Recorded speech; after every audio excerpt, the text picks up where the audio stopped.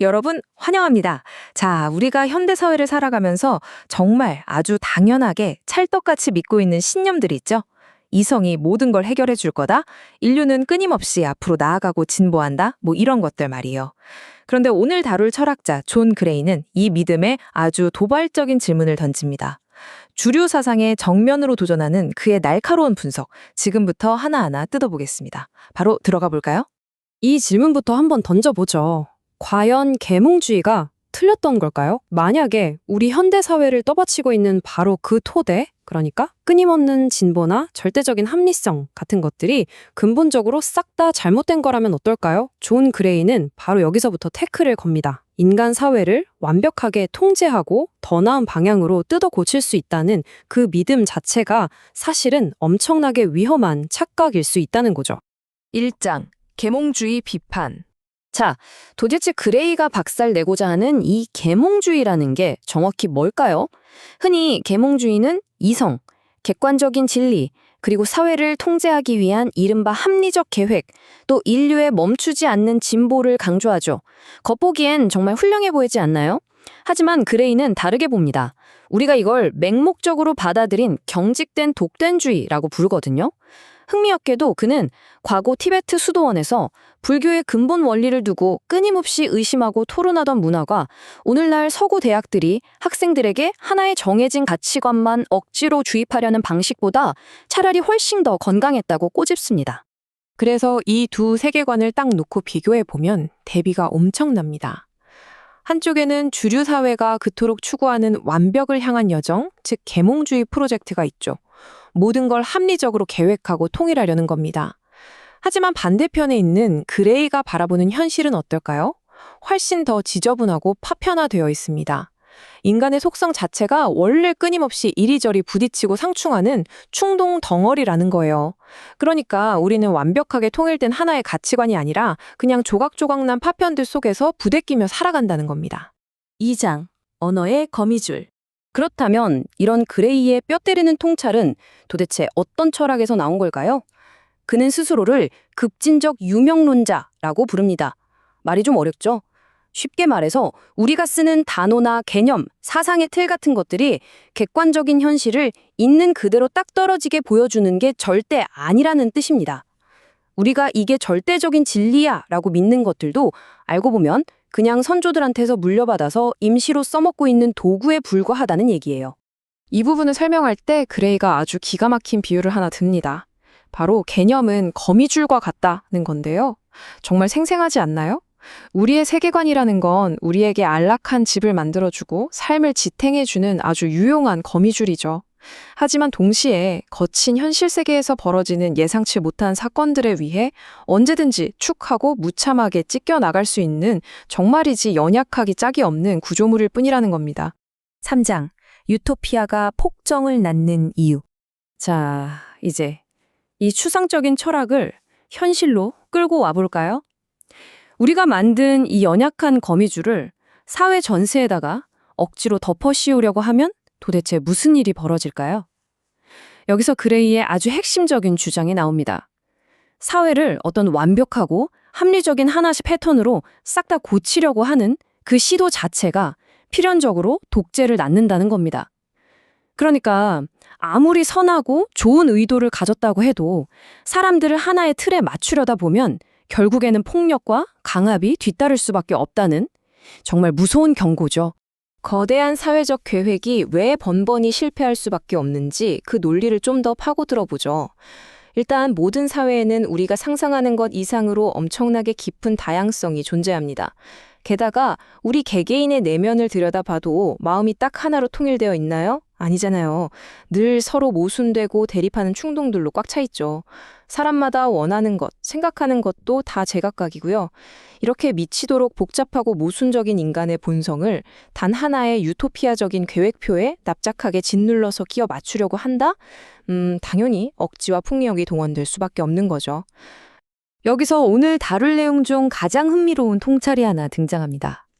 그레이는 계몽주의를 가리켜 사실상 세속화된 기독교라고 부릅니다. 그러니까 신 대신에 이성을 믿으면서 이 땅 위에 완벽한 도덕적 유토피아를 건설하려는 신기독교적 프로젝트라는 거죠. 반면에 그는 토마스 홉스의 아주 소박하고 현실적인 목표를 더 선호합니다. 홉스는 사람들에게 다 똑같은 신념을 가져라 하고 강요하지 않았어요. 그냥 사람들이 서로 죽이지 않고 무사히 공존할 수 있는 수준의 기본적인 시민 평화만을 원했거든요. 그레이는 억지로 이념을 통합하려는 것보다 차라리 이 방식이 100번 낫다고 설명합니다. 4장 포퓰리즘의 뿌리. 자, 방향을 살짝 틀어볼게요.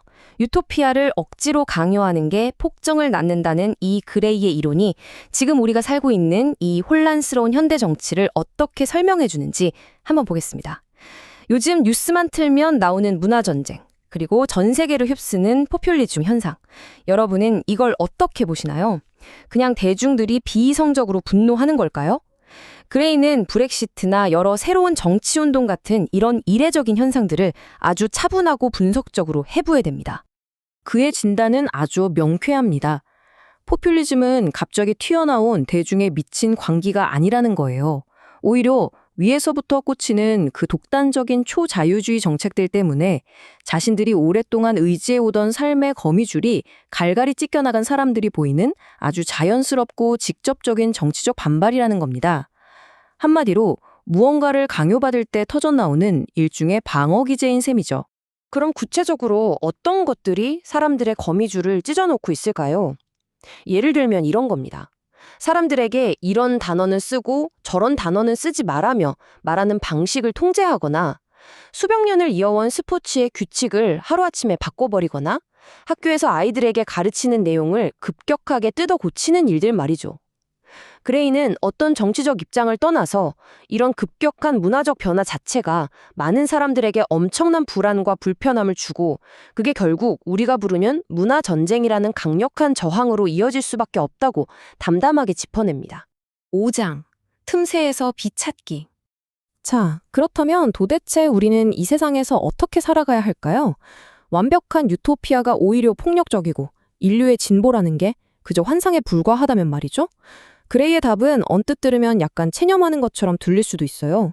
그는 우리가 예전에 그 잃어버린 문화적 통합을 억지로 되살리려고 해봤자 엄청난 고통과 갈등만 날 거라고 봅니다.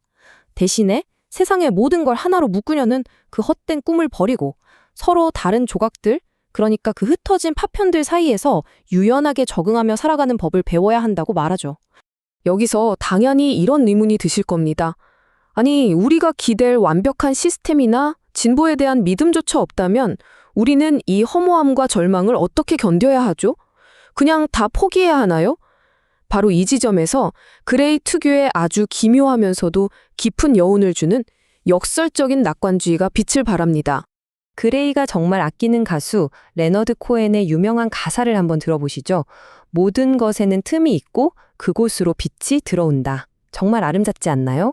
그레이는 우리가 진짜 빛을 발견하려면 억지로 만들어낸 완벽한 환상만 쫓을 게 아니라 오히려 현실에 그 어둡고 부서진 파편들, 그 틈을 기꺼이 마주봐야 한다고 이야기합니다.